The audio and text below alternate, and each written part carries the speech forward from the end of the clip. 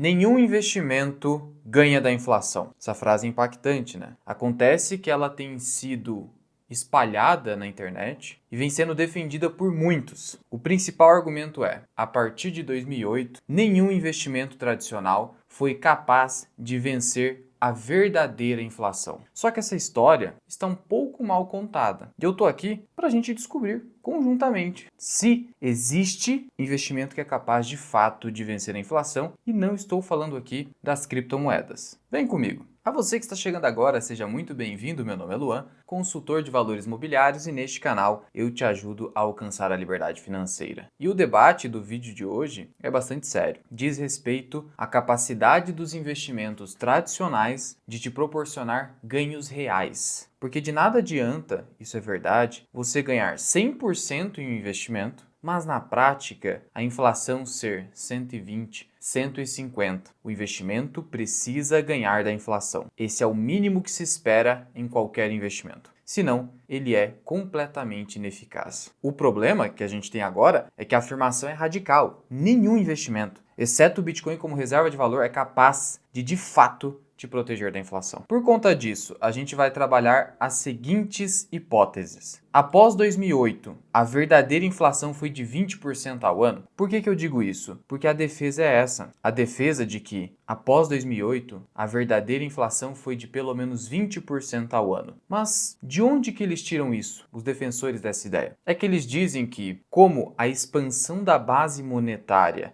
em M2 foi de pelo menos 20% ao ano a partir de 2008, e como os investimentos no geral são incapazes de vencer com consistência 20% ao ano, logo você está num sistema de juro negativo, onde nenhum investimento tradicional de fato vence essa inflação. Próxima hipótese: a inflação oficial do governo é mentirosa? Por quê? Porque se o governo nos diz que a inflação é de 6%, 7%, 5% que seja, não seria uma inflação verdadeira, porque na verdade a inflação real é de 20% ao ano. Depois, nenhuma carteira de investimentos venceu a inflação verdadeira, e aqui eu estou falando carteira de investimentos, porque não existe essa coisa maluca de achar que você vai colocar todo o seu dinheiro em apenas um investimento. Desde a teoria moderna do portfólio, já se chegou à conclusão de que um portfólio, ele é composto de uma série de ativos. Você precisa adotar uma estratégia específica e verificar se houve eficácia em vencer a inflação. Por fim, só o Bitcoin presta, porque o Bitcoin deu um retorno bem acima de 20% ao ano desde a sua criação em 2009. O primeiro passo é: o que seria essa coisa de agregado monetário, M2,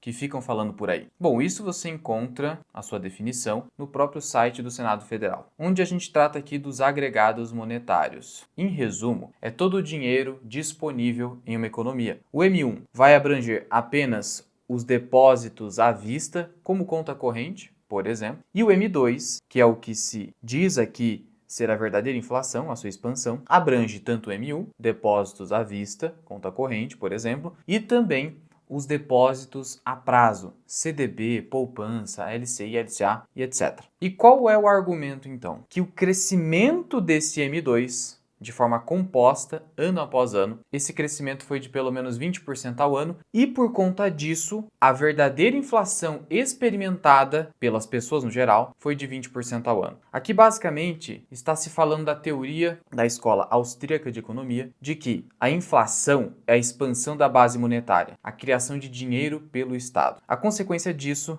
é o aumento de preços. E a defesa é: se eu expandir a base em 20%, consequentemente o aumento de preços no geral será de 20%. Essa é a ideia básica. Bom, a gente precisa verificar, testar essa hipótese para ver se ela será validada. E aí que a gente entra aqui justamente no agregado monetário M2 aqui no Brasil. Vou mostrar também dos Estados Unidos. E aqui, eu tenho aqui 10 anos de agregado monetário. Há quem sustente que esses 20% ao ano foi a partir de 2018, só que o que prevalece é que seria de 20% ao ano desde 2008, pós-crise do subprime nos Estados Unidos. Então é isso que a gente vai verificar na prática. Vamos pegar aqui então janeiro de 2008. Aqui a gente tem 755 bilhões de reais em circulação. 755 bilhões. M2. Atualmente, esse volume subiu para mais de 6 trilhões. Isso aqui são trilhões. O que eu fiz então? Em uma planilha, eu peguei esses 6,4 trilhões, peguei o valor inicial lá de janeiro de 2008. Esse é o valor final, considerando janeiro de 2025. São 17 anos, portanto.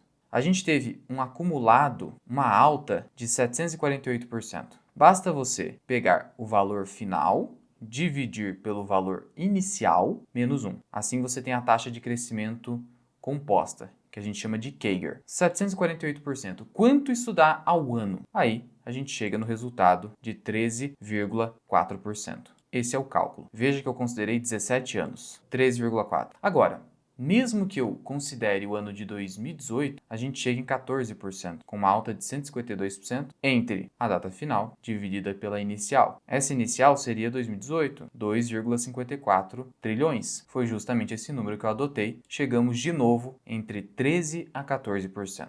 Então, essa foi a expansão em M2, entre 13% a 14%, pode colocar até 15% se você quiser, que ocorreu aqui no Brasil. Não foi de 20%. No máximo que você pode falar é que foi próxima de 15%. Então aqui acabamos contrapondo com prova, matemática, não tem juízo de valor, que a expansão da base foi próxima de 15%, não de 20%. Agora vamos olhar para os Estados Unidos. E aí a gente chega aqui nesse gráfico. Vamos pegar o mesmo período. Então a gente pega desde aqui de 2008, janeiro de 2008, até o final. M2 nos Estados Unidos. A expansão da base foi de 6,37% ao ano. Se eu considerar de 2018 para frente, 6,43%. É uma expansão muito menor que a expansão brasileira. Ainda assim, nem se aproxima de 20% ao ano. Sendo assim, provamos com números que não houve uma expansão de 20% ao ano. No Brasil, 15%. Nos Estados Unidos, você pode ter pequenos períodos de expansão mais forte, mas a gente está olhando para um prazo mais longo. A gente está pegando 17 anos ou 7 anos a partir de 2018. Não houve 20% ao ano. Ainda assim,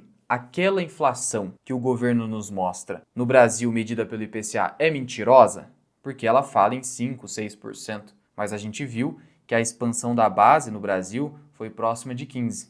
E aí? Olha, de fato o IPCA não necessariamente vai refletir a sua realidade pessoal. Por quê? Porque a metodologia dele é a seguinte: ele considera uma cesta de preços em famílias cujo rendimento varia entre 1 a 40 salários mínimos. Então pode ter eventual arbitrariedade na seleção dos itens que compõem essa cesta. Acontece que você não precisa acreditar no IPCA se você não quer acreditar no governo. Isso é válido. Você pode acreditar em outros índices.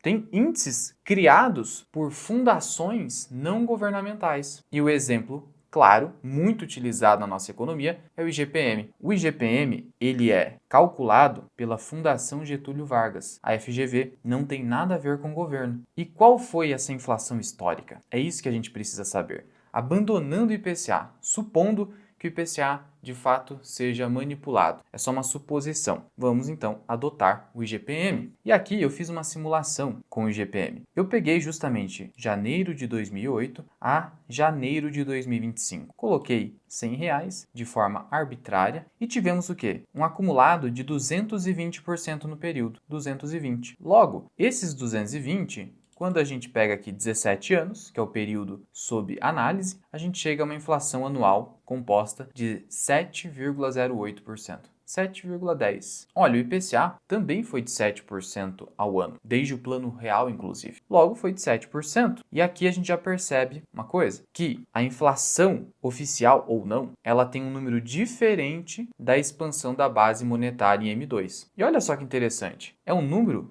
praticamente correspondente a 50% da expansão do M2. Porque se o M2 se expandiu em 14 até 15, a inflação foi 7, significa um número de 50% ou próximo disso. Um dado interessante. Não tem relação de causalidade aqui, só estou te dando um dado aqui que a gente acabou descobrindo. Ok, só que a refutação que você poderia fazer é a seguinte: inflação oficial ou não, não condiz com a minha realidade e com a realidade da maioria dos brasileiros. É preciso avaliar a realidade individual de cada um. O quanto o preço dos alimentos impactou o meu orçamento familiar. E eu percebi que foi bem mais do que isso. Então vamos descobrir também. E aí, eu fiz o seguinte, um orçamento simulado, considerando um homem de 80 quilos, um homem adulto. Coloquei aqui uma lista de itens do seu orçamento familiar provável. E aí o que eu fiz? Eu calculei a despesa provável que ele teria com cada item em 2008 e ao final de 2024. E aí chegamos no resultado. E você vai notar o seguinte, que eu coloquei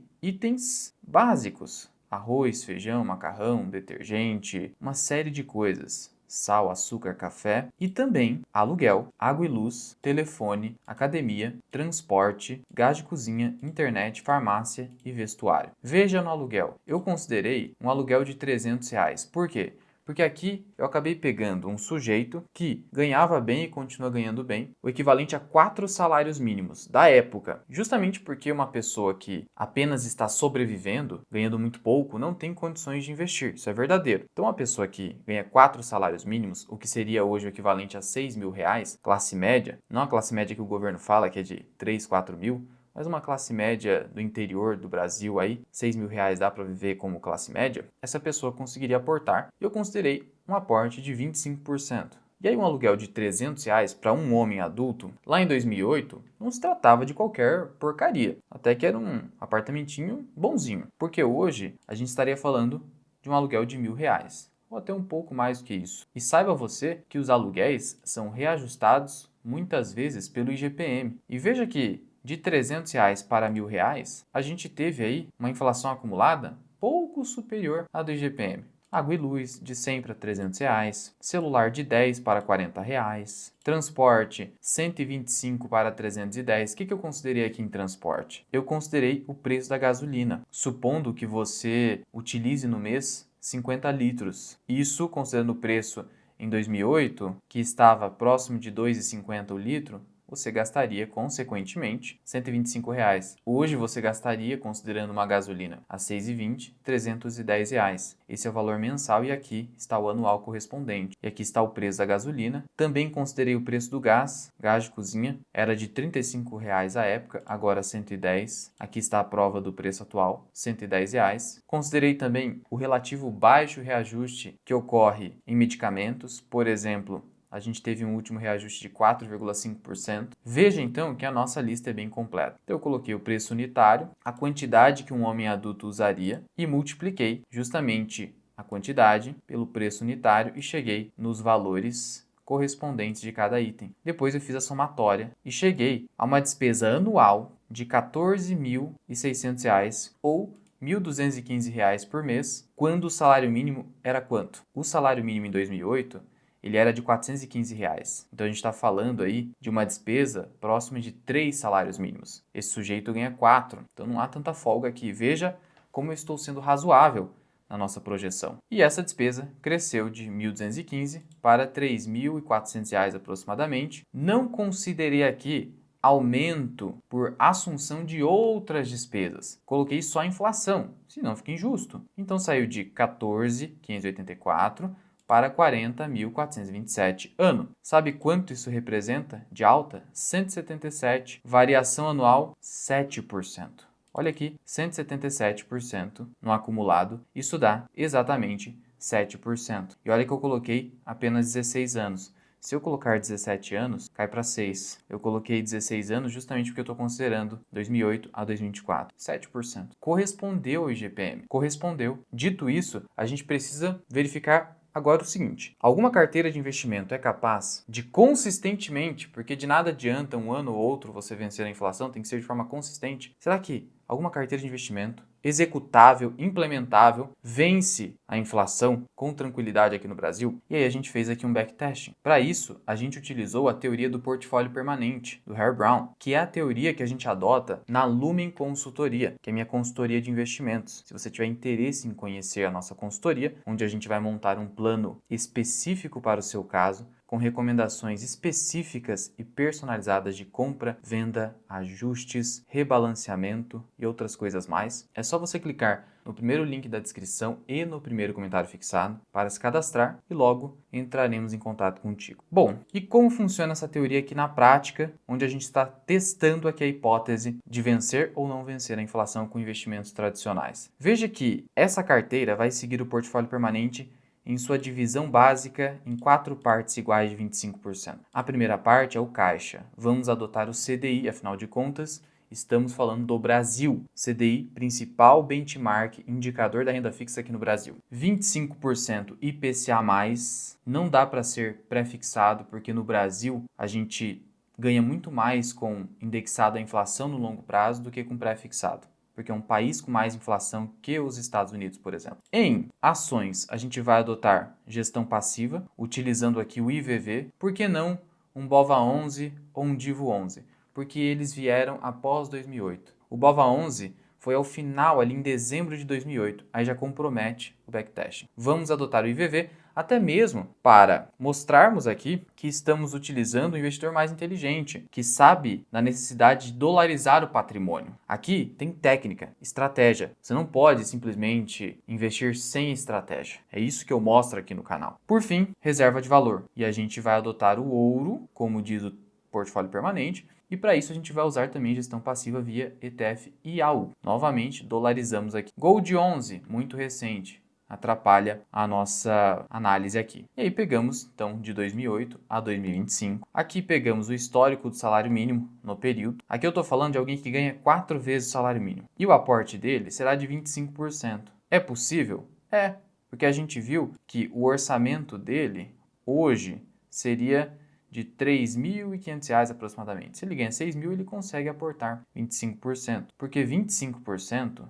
seria o equivalente hoje a R$ 1.518. Então ele conseguiria. Vamos considerar apenas o aporte anual, até porque a gente teria que fazer diversos lançamentos aqui para a gente conseguir abranger mês a mês de aporte. A gente teria que simplesmente fazer 204 lançamentos. Inviável. Na verdade, mais do que isso, porque seriam 204 lançamentos vezes 4 classes de ativos. Loucura. De todo modo, aqui fica claro para você que nós teríamos esse aporte anual em cada ano para cada classe de ativo. Mas vamos simplificar aqui. Vamos simplesmente verificar qual seria o resultado se você simplesmente fizesse um aporte de R$ 1.245 em cada uma dessas classes de ativo, que seria o aporte anual de R$ 4.980. Por que esse valor? Porque ele é o equivalente a R$ 415, que é o aporte mensal em 2008. Qual teria sido a evolução do patrimônio no período de 2008 até 2025, sem considerar rebalanceamento, justamente pela extrema dificuldade de colocar isso numa planilha, até porque é desnecessário para o propósito desse vídeo. E aí, fizemos algumas simulações aqui. Coloquei backtesting inflação aqui no Investidor 10, você consegue utilizar ele para isso. Aqui eu fiz simplesmente o seguinte, eu só coloquei IVV e IAU desde 2008. A gente teria um acumulado de 269%. Saindo de um valor aplicado de 5.000 e alguma coisa, $498 à época, que seria o equivalente a 498 vezes 2,50 em reais, porque o dólar em 2008 estava 2,50, e chegamos nesse valor atual. Mas a gente precisa colocar a renda fixa aqui também. E aqui eu peguei um comparativo para você, pegando justamente esse período. Coloquei dia 5/1 de 2008, supondo que esse investidor estivesse fazendo o quê? Um aporte todo dia 5 do mês, ok? Até o dia 5/1 de 2025. O resultado foi esse. Aqui eu só estou comparando o índice com outro índice. CDI acumulado de 374%, IAU, que é o ouro, 193%, IVV, S&P 500, ações americanas, 477% e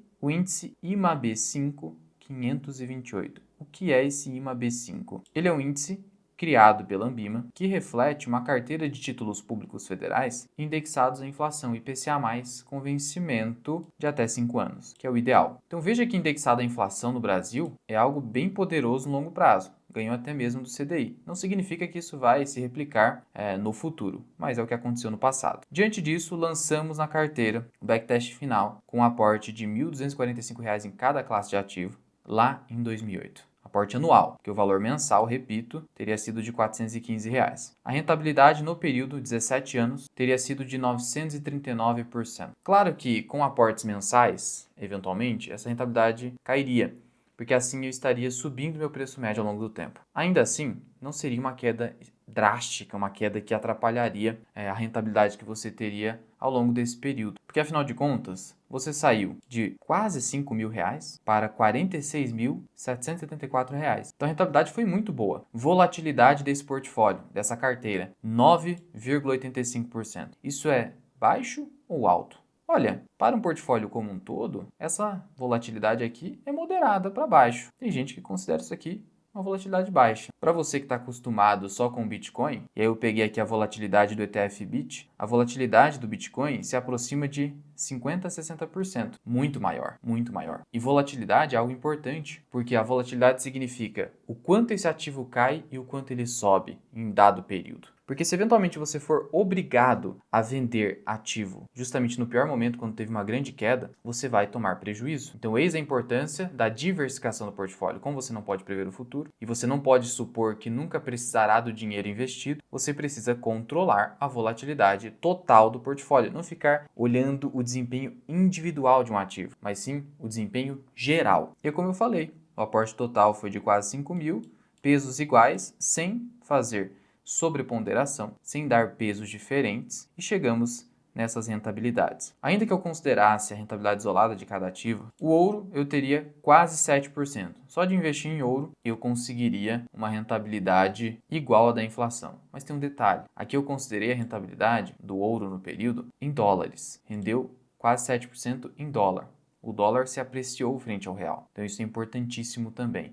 A rentabilidade seria superior. Por isso que no final deu 939. IMA B5 529. S&P 477 dá 10% em dólar. Aqui deu 11% em reais e aqui deu 9,53% em reais no CDI. Não há dúvida, portanto, que mesmo se eu investisse individualmente em qualquer ativo, eu ganharia da inflação. E no portfólio geral, como deve ser de maneira técnica, você também obteve aí uma rentabilidade de 14,76% ao ano, bem próxima da expansão da base monetária aqui no Brasil. E aí você poderia estar me perguntando, Luan, mas se a base monetária cresceu 14, 15%, por que a inflação de fato, o que eu experimentei de fato nos preços não foi isso? Cuidado ao olhar individualmente para o preço de uma coisa ou outra, porque de fato você vai encontrar alguns itens aqui da cesta básica que cresceram absurdamente o seu preço. Óleo de soja nem se fala. Meu custo saiu de 33 para 84, até mais. Claro, mas o que importa é o impacto geral. Lembre-se, esses itens aqui relativos a aluguel e serviços, eles não cresceram tanto. Eles têm um grande impacto no seu orçamento familiar. Tudo isso é levado em consideração numa cesta de preços, num índice. Logo, uma conclusão óbvia é a de que, sim, a expansão da base monetária acima do nível de produtividade de uma economia, acima do crescimento do PIB, que no Brasil tem sido muito baixo, 2, 3% ao ano, eu nem coloquei isso na conta, isso gera inflação. Então, se eu cresço a base 14 e cresço 3, 4, eu gero inflação, porque eu estou imprimindo dinheiro a uma taxa superior ao crescimento da economia. Isso é verdadeiro, mas onde está o erro de quem defende o fato de que nenhum investimento é capaz de vencer a inflação? O erro está em supor que haverá uma exata correspondência entre o aumento dos preços e o aumento da base monetária. Ou seja, o erro está em supor que se a base cresce 14, a inflação, o aumento dos preços, será 14. Não, haverá inflação, como no Brasil há, e é uma inflação alta, 7%. Mas a gente viu que na prática acaba sendo a metade disso. Então, se houvesse um crescimento de 20, o impacto de preços efetivamente seria de 10% ao ano. Aqui foi 14, 15, 7. Então, o erro está em supor que há uma identidade entre o aumento dos preços no geral e o aumento da base monetária, em termos numéricos. Não. A expansão da base acima do aumento do nível de produtividade gera inflação, verdadeiro. Mas não é exatamente o mesmo número. É isso. Aqui está o erro. Portanto, voltando às hipóteses tratadas nesse vídeo. Após 2008, a verdadeira inflação foi de 20% ao ano? Não. A expansão da base monetária, se você considerar que isso é inflação, beleza. Não foi de 20, foi de 15, já foi errado por aí. Mas o aumento dos preços não foi de 15 nem de 20, foi de 7, no máximo 8. A inflação oficial do governo é mentirosa? Pode até ser. Isso não foi provado. Mas vimos que a inflação calculada por entidade privada é próxima da inflação calculada pelo governo. Nenhuma carteira de investimentos venceu a inflação verdadeira? Não. Portfólio permanente, de maneira técnica, venceu com folga. Com muita folga. Entregou quase 15% ao ano, enquanto a efetiva corrosão do seu poder de compra foi de 7,5 no máximo. E aí, resta a dúvida. Só o Bitcoin presta? Porque o Bitcoin foi muito acima disso. Você ganhou 15% ao ano, mas o Bitcoin foi muito acima disso. Aí que entra, de novo, a questão da volatilidade. Vimos que o nosso portfólio entregou uma rentabilidade abaixo de 10% ao ano. Ao ano. Isso significa que, na média, o meu portfólio variou menos de 1% para baixo a cada mês. Consistência, estabilidade, é isso que vai fazer você ficar muito tempo e deixar a composição fazer a sua mágica. Agora, com o Bitcoin, volatilidade próxima de 60%, a gente está falando de variações de 5% para baixo e para cima. Não é todo mundo que suporta isso. Você quer só ter Bitcoin? Tudo bem, mas será que você suporta isso? Saiba que o Bitcoin é capaz de cair mais de 50% num ano. A sua carteira do portfólio permanente, isso não acontece. Então varia de perfil para perfil também. Eu, particularmente, tenho o Bitcoin como reserva de valor. Entendo sim que ele tem esse potencial, ao invés do ouro. Mas é o meu perfil. Se você quiser ter todo o seu patrimônio em Bitcoin, tudo bem. Mas note que isso não é necessário para vencer a corrosão do seu dinheiro ao longo do tempo. Não é necessário. A sua expectativa de retorno é maior porque o seu risco em termos de volatilidade é maior. É isso. A relação risco-retorno. Retorno ajustado ao risco. É assim que você analisa qualquer investimento. Analisa primeiro o risco, depois o retorno, depois a liquidez. Nunca olhe de forma isolada apenas o retorno, senão você vai cair em armadilhas. Não é o caso do Bitcoin. Ele pode ser uma armadilha se você não suportar toda essa volatilidade. Portanto, nós vimos aqui que sim, um bom portfólio bem construído, sem considerar apenas um investimento ou outro de forma isolada, pode sim vencer com relativa tranquilidade a inflação brasileira que é alta. Ou melhor, o aumento dos preços efetivo experimentado por qualquer indivíduo, a corrosão do seu poder de compra. E saiba que quem é rico, quem é milionário, ganha dinheiro com a inflação e mesmo que a sua taxa de rentabilidade, a sua taxa de retorno, seja inferior à taxa da inflação, ele ainda ganha dinheiro. E eu mostrei isso com detalhes no vídeo que vai estar aparecendo aqui em cima. Corre lá, é de graça.